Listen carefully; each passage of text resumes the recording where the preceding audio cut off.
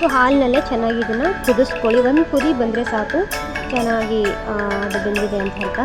So ಈ ರೀತಿ ಕೊಡೋದ್ರಿಂದ ಇದು ಹೆಲ್ತಿಯಾಗಿ ನ್ಯಾಚುರಲ್ ಆಗಿ ಮಗು ದಪ್ಪನೂ ಕೂಡ ಆಗುತ್ತೆ. ಮತ್ತು ಖರ್ಜೂರ ಕೊಡೋದ್ರಿಂದ ಖರ್ಜೂರದಲ್ಲಿ ಬ್ಲಡ್ ಸರ್ಕ್ಯುಲೇಷನ್ ಚೆನ್ನಾಗಾಗುತ್ತೆ, ಅಂದರೆ ನಮ್ಮ ಒಂದು ಬ್ಲಡ್ ಚೆನ್ನಾಗಿ ಇಂಪ್ರೂವ್ಮೆಂಟು ಕೂಡ ಆಗುತ್ತೆ.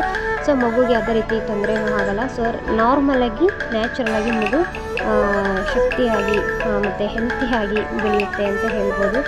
ಸೊ ಈ ಥರ ನಾವು ನೋಡಿ, ನಾನೀಗ ಆಲ್ರೆಡಿ ನಾನು ರುಬ್ಕೊಂಡಿದ್ದೀನಿ ಮಿಕ್ಸಿನಲ್ಲಿ, ಈ ರೀತಿ ರುಬ್ಕೊಂಡು. ಸೊ ಇದನ್ನು ನಾನು ಹಾಲಿನಲ್ಲಿ ಚೆನ್ನಾಗಿ ಕುದಿಸ್ಕೊತಾ ಇದ್ದೀನಿ. ನೋಡಿ ಚೆನ್ನಾಗಿದ್ದು ಬೇಯ್ತಾ ಇದೆ ಹಾಲಿನಲ್ಲಿ.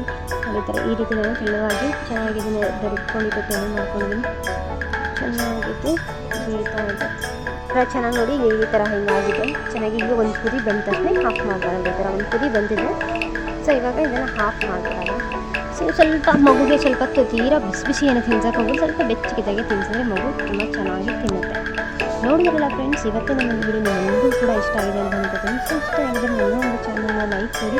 ಸೊ ಈಗ ಹೊಸದಾಗಿ ನೋಡ್ತಿರೋದು ನನ್ನ ಒಂದು ಚಾನಲ್ನ ಸಬ್ಸ್ಕ್ರೈಬ್ ಮಾಡಿ, ಹಾಗೆ ಲೈಕ್ ಕೊಡಿ.